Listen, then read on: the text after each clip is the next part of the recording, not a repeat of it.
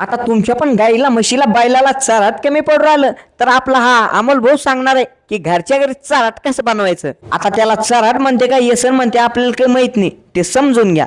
आता सकाळी सकाळीच आपल्या जोरदारना कोणचा तरी स्वाक्सच आणला बा.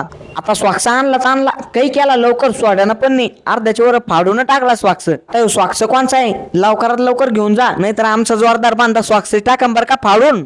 आता फटाफट द्वारकेची भाजी कडी घेऊन आलो बा मी दुकानात. आता दुकानात आल्या मस्तपैकी दुकानाची साफसफाई केली आणि काल फ्लिपकार्टवरून ऑर्डर केलेल्या मसनीची सुद्धा अनबॉक्सिंग केली. आणि लागलं ना आपल्याला श्रावण मधलं पहिलं गिराईक, मग ते पहिलं झालं लागलं दुसरे गिराईक आणि आला डायरेक्ट झेंडा.